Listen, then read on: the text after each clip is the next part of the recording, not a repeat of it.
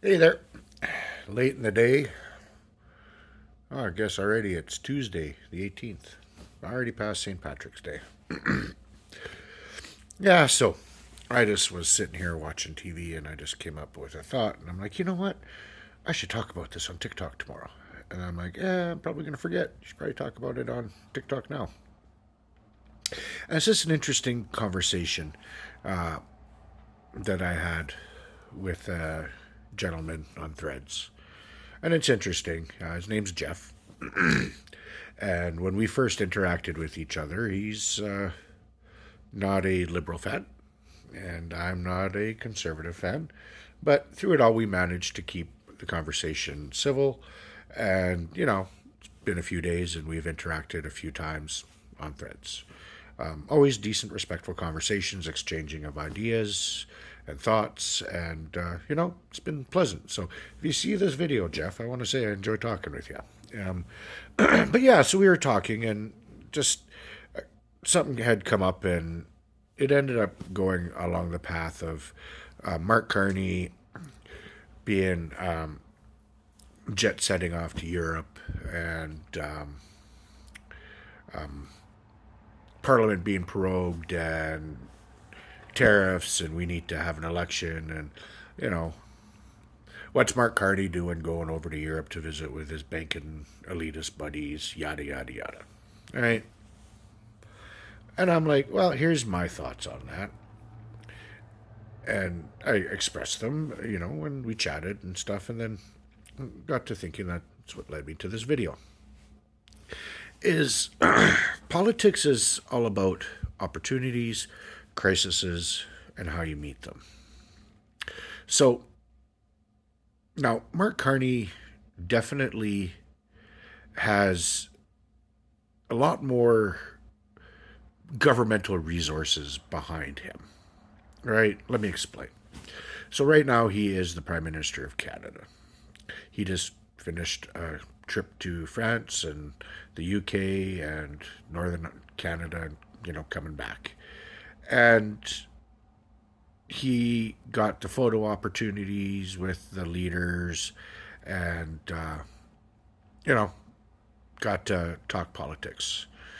And it got, people have a problem with that because it seems like, he's not doing his job in Canada.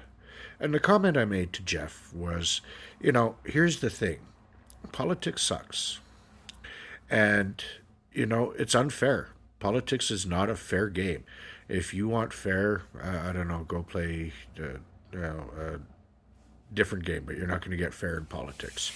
And Mark Carney has, his trip to Europe, for example. It's like, all right, well, some people may view it as, he's going on a vacation already, how come he's not working?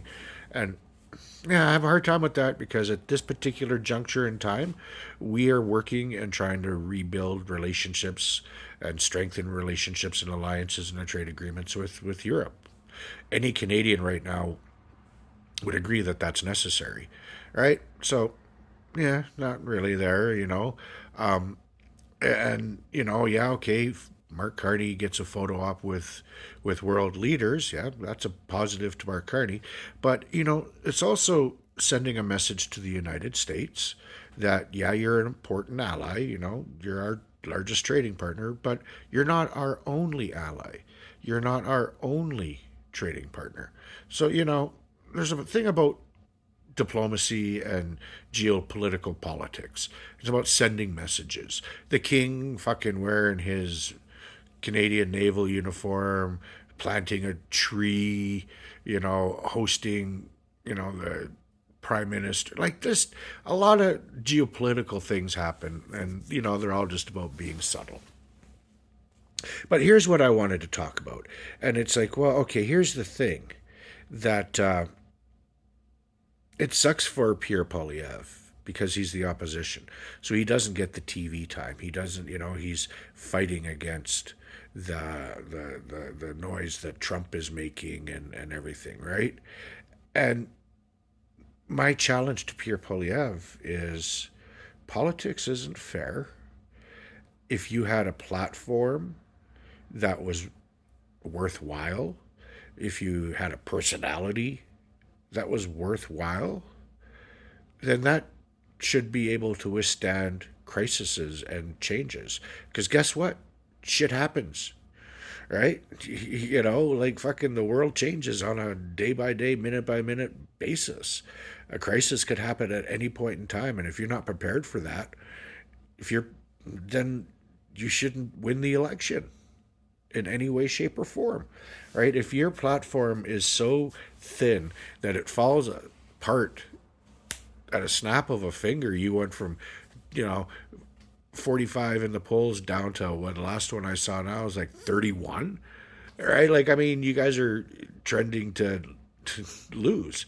You know, and that's a question that you got to ask. If Pierre Polyev doesn't get a majority, his days in politics are done. Even if they win a minority, I don't think that he sticks around, because anything besides a majority right now, if you're a conservative, it would be considered a loss, right? But the fact that your support has cratered is just telling.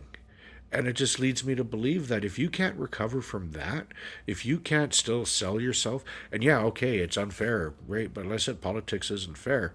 You just need to make yourself and your platform better, and you need to punch through the noise of what's going on. And if you can't do that, and if your plan and your platform craters at the first sign of trouble, and you don't have an effective response, and you can't adapt to it and change, then you don't deserve to be the Prime Minister of Canada, right? If you can't run a campaign, what the fuck do you think you can run a country? Because crises happen all the time. And if you're not able to show right now your mettle and your worth, then I don't expect Canadians are going to vote for you. And that led into this whole, further into the conversation, Mark Carney and his assets. That's another thing, right? And it's just like, really? We all know Mark Carney is a banker.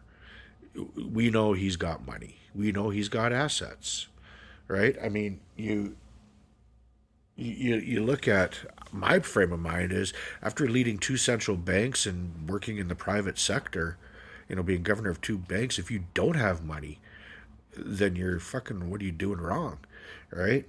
And Pierre Polyev has got assets that are, not disclosed. They're, it's just all stupid shell things. The Conservatives are just trying to throw shit on the wall and see what sticks. And it's like Canadians right now, I mean, we all know Carney's rich.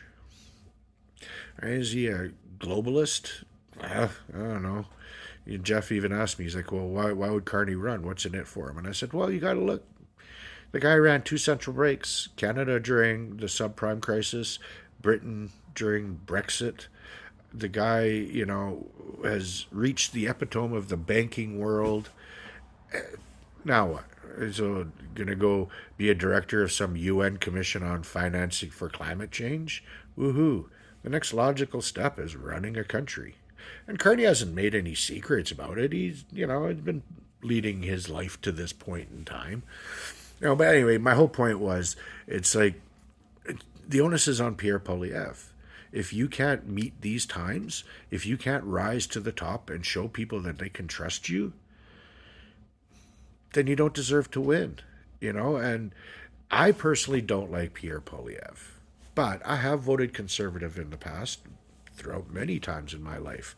I don't like, I've said in another video, I don't like Polyev. I don't like Trump, right? I don't like the populist, fucking divisive, name calling politics. I've never liked it, never will. But I'm voting Carney for this election. Next election, if the Conservatives put a candidate that's more to my liking, I would explore it. Right? I'm not an ideological voter anymore. I used to be, conservatives, low taxes, and so I was voted conservative. But now my needs have changed. So now I'm like, well, what party offers to me the best choices for my life?